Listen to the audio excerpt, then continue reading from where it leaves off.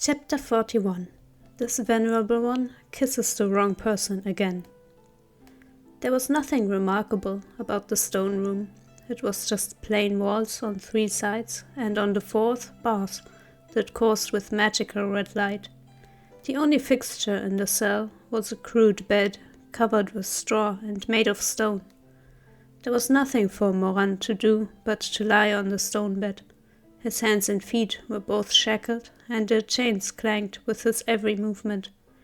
Even worse, something seemed to be suppressing his spiritual powers, thereby preventing him from invoking them.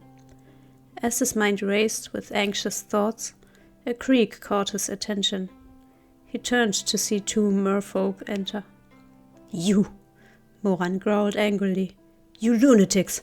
What exactly is going on? What do you think you're doing?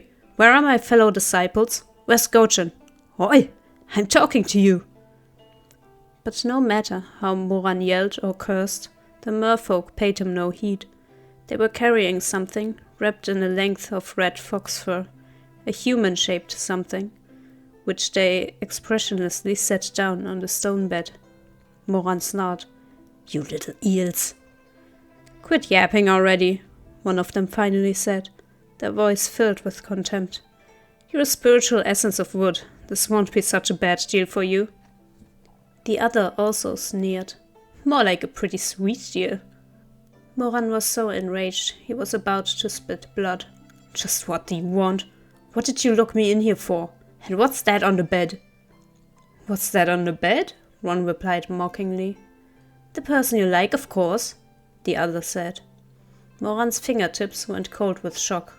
"She may?" The merfolk neither confirmed nor denied this. They only continued to sneer. "The spring of youth is such a fleeting thing. Since the 2 of you are meant to be, we'll let you have this night together. When it's all over and done with, then you'll find out why the exalted god went to such trouble." After flinging out these words, they left. The room was deathly silent, with his hands and feet restrained. Moran couldn't move at all. 1 minute blurred into the next, and he had no way to tell how much time had passed. He struggled until his wrists and ankles were raw and bloody, but to no avail. Panting softly, Moran turned to look at the person next to him, wrapped firmly in fox fur from head to toe. All he could see of them was a long strand of ink-black hair. He stared at that strand of hair, heart beating erratically with both panic and arousal.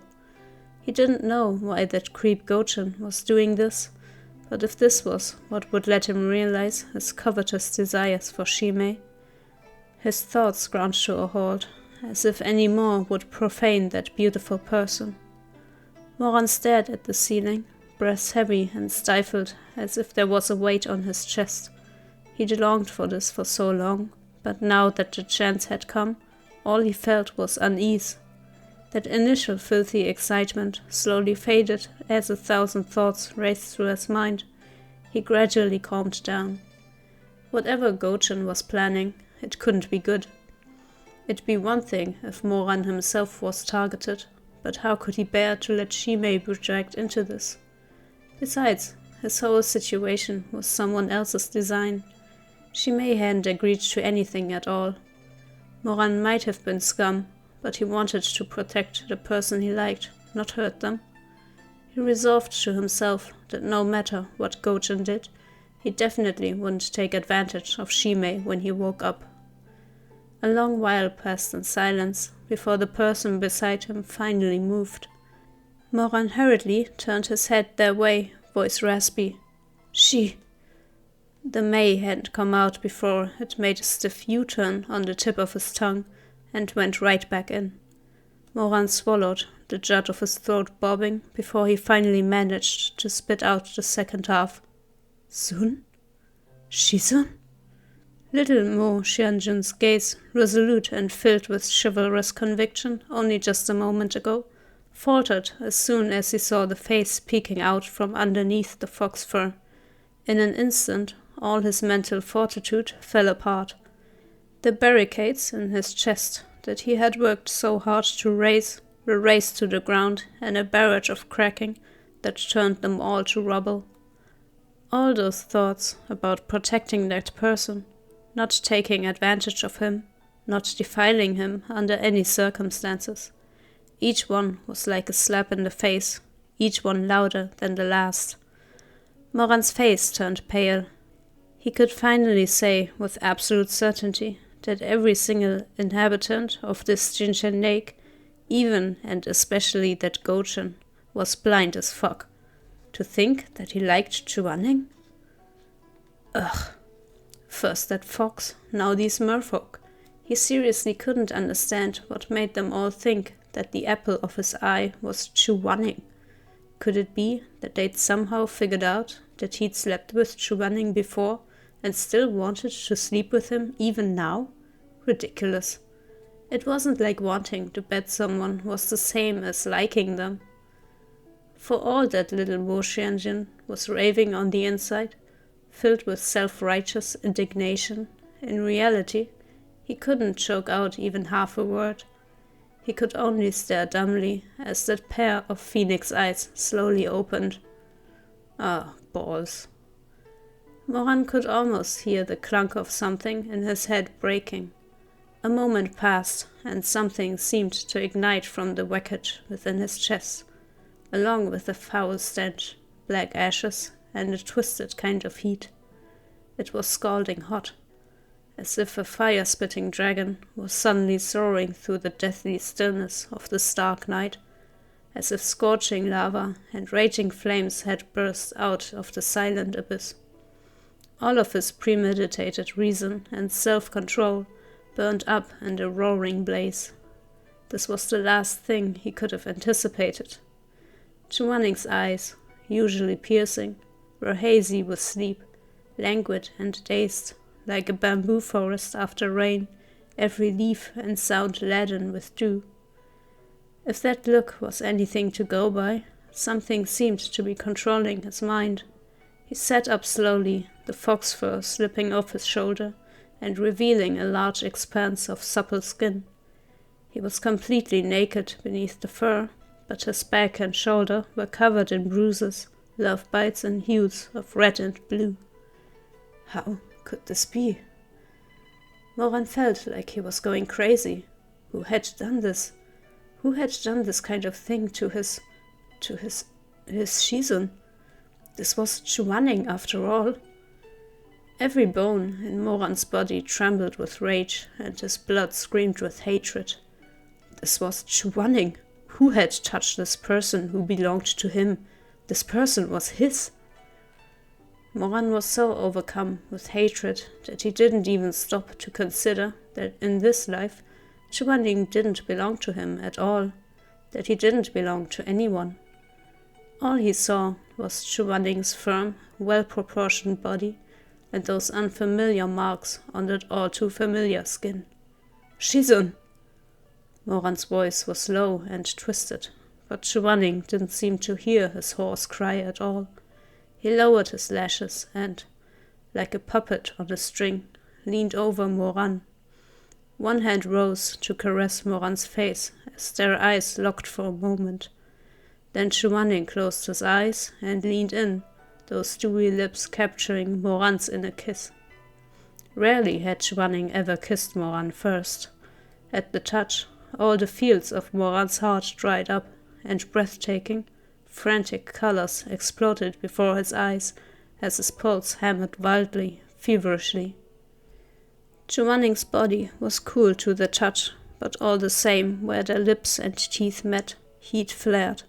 Despite his jealous agony over Chuaning having been debased by another, Moran couldn't resist being seduced by this familiar man. Pain and arousal mingled within him. When they parted, Moran was breathing hard. He opened his eyes, only to see Chuaning, eyes glassy, and skin flushed with desire. His blood raced, and he couldn't help but try to reach up and stroke Chuaning's face. But he was still bound in chains and unable to move. Chuaning glanced at the shackles, but said nothing. Instead, he rose to his knees and moved to straddle him. Moran swallowed hard, throat moving, but then He noticed that with this movement, between Chuaning's long, shapely legs, an unmistakable stickiness slid down his thighs. Moran saw red. His eyes snapped open, and he tried to sit up with a jolt, but he was yanked back by the chains, which slammed him back down against the bed. Who? He couldn't bear it anymore, and he roared like a caged beast, bereft of all reason. Who the fuck did this to you? I'll kill him! I'll kill him! He didn't care if it was Gojin the Exalted or the Heavenly Emperor himself, whether it was a god or a demon or a ghost or even the fucking Buddha. He was Taxianjun. Chuaning was Taxianjun's. Even if he was currently trapped in this young body, he was still the emperor of the mortal realm down to the very marrow of his bones. Who had dared touch his, forget his shizun? Who had dared touch his person? His, Mo Bayu's, Taxianjun's person. Moran! Someone seemed to be calling for him, but he was engulfed in the flames of rage, his senses muddled, hearing but not quite hearing. Moran! He had to kill them all. Unforgivable. Where was Jiangui? Where had his spiritual powers gone? Why couldn't he summon Jiangui? He was about to absolutely lose it. An insufferable humiliation, a despicable transgression, an insufferable humiliation, a despicable transgression. Who had dared to touch Chuaning? In his previous life, he'd dug out the eyes of anyone who presumed to so much as glance at Yu Heng of the night sky, one too many times. He'd even made them swallow their own eyeballs after gouging them out.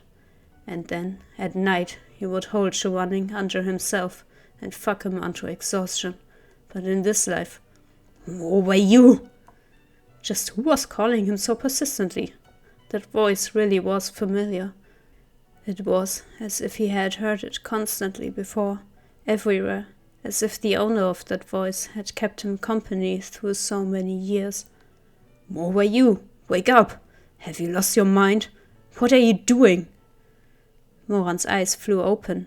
When he turned toward the source of the voice outside the cell, he saw pristine robes as white as snow, a pair of sharp eyes written with worry, and eyebrows tensely drawn together with an aura of killing intent.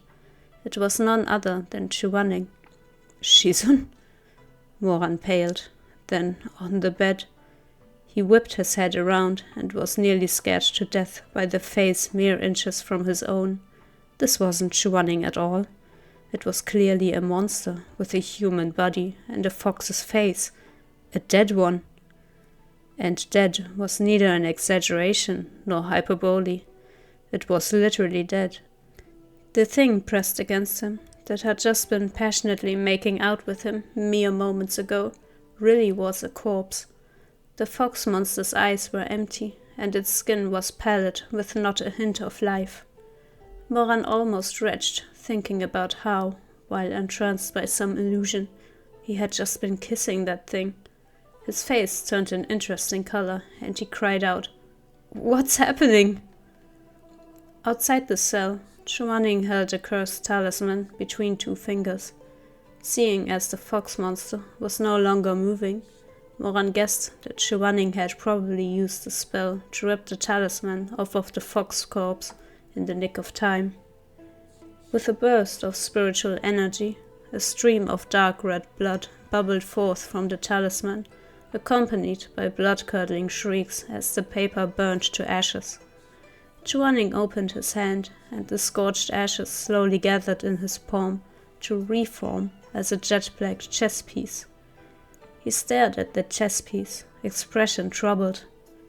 It really is the Chenlong chess formation, Chuaning muttered, before looking up and pinning Moran with his gaze. What food does Xi Mingjing usually make for you when you're sick? Tell me. Huh?